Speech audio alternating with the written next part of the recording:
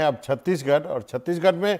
कांग्रेस और ईडी के बीच में तनातनी बनी हुई है। कांग्रेस के कार्यकर्ताओं ने ईडी कार्यालय के सामने धरना दिया है, नारेबाजी की है केंद्र सरकार के खिलाफ, और जो है उनका कहना है कि बाकी सरकारों के खिलाफ भी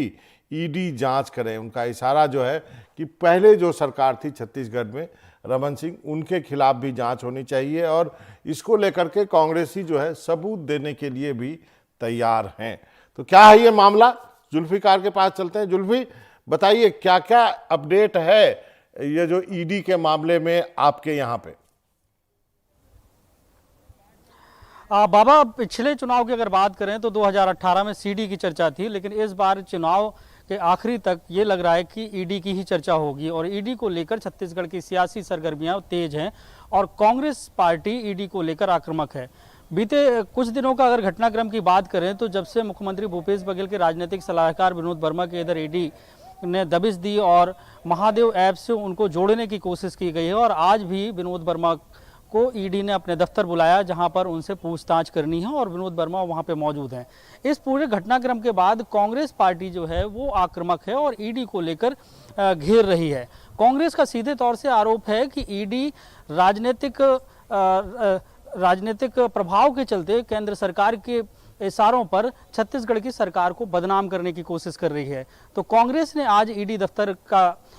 जाकर वहां पे धरना प्रदर्शन दिया और एक ज्ञापन भी सौंपा है ईडी को, और ये मांग की है कि छत्तीसगढ़ में कांग्रेस की सरकार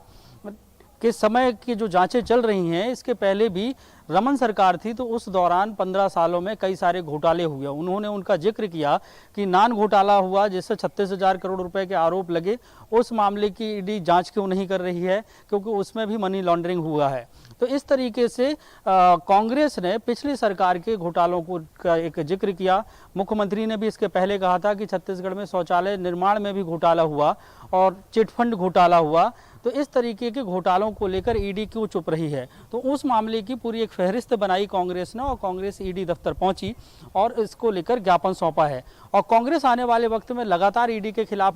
प्रदर्शन कर सकती है, जिस तरीके के कांग्रेस के तरफ से संकेत दिए जा रहे हैं, क्योंकि चुनाव में ईडी का तड़का लगा हुआ है और आने वाले वक्त में ईडी अपनी कार्रवाई का दायरा बढ़ा भी सकती है। ये कांग्रेस भी जानती है और कांग्रेस को पूरी तरीके से आशंका भी है। जैसा कि एनडीटीवी से बात करते हुए विनोद वर्मा ने कहा था, कोई बड़ी बात नहीं होगी कि उनकी गिरफ्तारी भी हो सकती है। तो चुनाव के पहले ईडी और भी अपना शिकंजा बढ़ा सकती है, लेकिन कांग्रेस भी ये बताने की कोशिश कर रही है जनता को कि ईडी की छत्तीसगढ़ में जो कार्रवाई हो रही है वो छत्तीसगढ़िया मुख्यमंत्री भूपेश बघेल को बदनाम करने और उनकी सरकार जो जनता के हित में काम कर रही है, ये कांग्रेस के अपने दावे हैं। इसका मतलब तो ये हुआ जुल्फी, छत्तीसगढ़ में चल रहा है और ये सियासी सरगर्मी, इसका मतलब ये हुआ जुल्फी कि मुख्यमंत्री जो है, ये जो ईडी के जो रेड्स हो रहे हैं उनके जो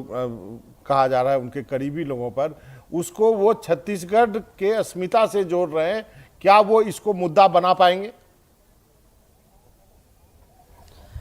बिल्कुल बाबा, आपने सही कहा कि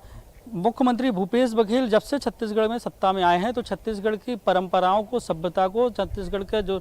लोकल नृत्य से लेकर लोकल जो खान पान है उसको एक राष्ट्रीय स्तर पर पहचान दिलाने की कोशिश कर रहे हैं, और उन्होंने अपने आप को छत्तीसगढ़िया, ठेठ छत्तीसगढ़िया और ठेठ किसान नेता बताने की पूरी कोशिश की, और ऐसी छवि छत्तीसगढ़ में बनी भी है। तो ये जो मुद्दा है वो कांग्रेस ने छत्तीसगढ़ अस्मिता को लेकर छिड़ा हुआ है, और छत्तीसगढ़ के मुख्यमंत्री ने अपने आप को जब छत्तीसगढ़िया साबित कर ही दिया है, और छत्तीसगढ़ के अब देखा होगा कि मुख्यमंत्री भूपेश बघेल वो हैं कि जो गेड़ी में चढ़ जाते हैं और लट्टू चला लेते हैं, तो लोकल जो खेल हैं वो कर लेते हैं। तो इस तरीके से उन्होंने लोगों को जोड़ा है और लोग ये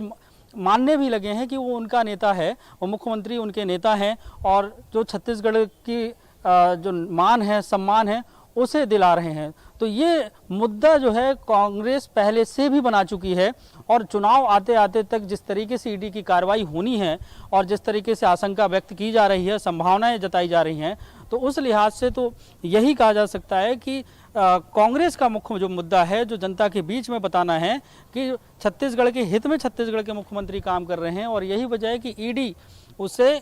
करने देना नहीं चाह रही है। और ये बात पहले भी उठाई है कांग्रेस ने, बाहरी का और छत्तीसगढ़ के लोगों का, तो बाहरी बनाम छत्तीसगढ़िया, तो ये मुद्दा रहा है, क्योंकि रमन सिंह को भी इस मामले को लेकर और पिछली सरकार के जो मंत्री हैं उनको भी कांग्रेस घेरती रही है। तो कांग्रेस का सबसे बड़ा मुद्दा यही है कि छत्तीसगढ़वाद को लेकर जनता के बीच में ये बता दिया जाए कि छत्तीसगढ़ को लेकर रमन सिंह ने जो नहीं किया वो काम भूपेश बघेल कर चुके हैं। जरूर। आपने और गेरी का नाम लिया, तो मैं अभी किसी सोशल मीडिया पे देख रहा था, कोई गेरी दौड़ हो रही थी जिसमें कोई आदिवासी नेता हैं वो सबसे आगे चले गए और बाकी लोग अफसर वगैरह सब पीछे रह गए। चलिए, वो भी हमने देखा है मुख्यमंत्री को अपने ही प्रोग्राम में चलते हुए। तो जुल्फी, आपका बहुत बहुत शुक्रिया।